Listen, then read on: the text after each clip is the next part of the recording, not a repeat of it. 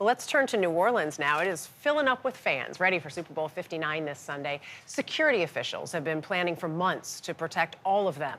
The city expects to host more than 100,000 people, including the President of the United States.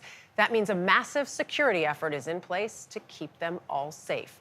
Omar Villafranca is in New Orleans with more. Omar, good morning. Good morning. Every year, the Super Bowl gets the highest security designation, a Tier 1 event. That means right now in New Orleans, there's DHS agents, there's National Guard, state troopers, and a lot of equipment like this barrier here that's kind of protecting Jackson Square.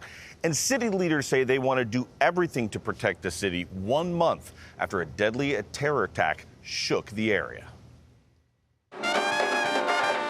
In the Big Easy, the festivities of the big game are buried behind bollards and barriers, and the show of force is not subtle.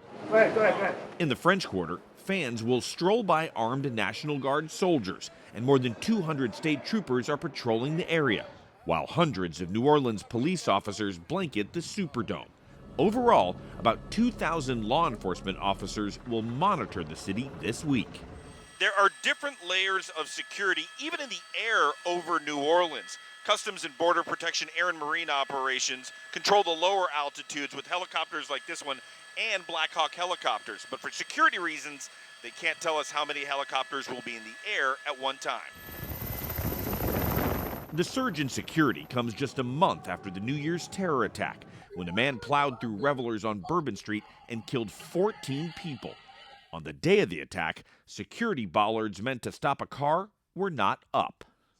This week, we walked the path of the attack with former New York City Police Commissioner and New Orleans' new anti-terror advisor, Bill Bratton. The car coming at this thing would be slowed down. Might it be stopped? Possibly, but the reality is it's not offering the protection that something like that is. This is more of a deterrent, not so much defense. That's a good way of putting it. CBS News has learned the bollards temporarily installed by the city would only stop a car going 10 miles per hour. The city hired Peter Whitford of Meridian Defense to install these mobile Archer barriers around high traffic areas. The city had similar yellow Archer barriers in their possession before the attack, but didn't install them. Our cameras captured workers unloading them onto Bourbon Street the day after the attack. Do you think this barrier would have stopped the driver of that electric truck? We would have had a completely different outcome. In what way? It would have been different. City leaders are confident the Super Bowl will be secure, but there are concerns about security for the next NOLA party, Mardi Gras. And Bratton, whose job it is to harden targets like the French Quarter, says the city has to get the security right.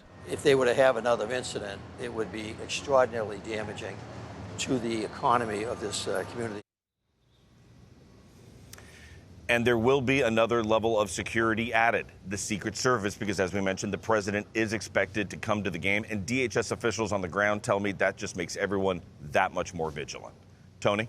I can imagine. Omar, thank you very much. Appreciate it.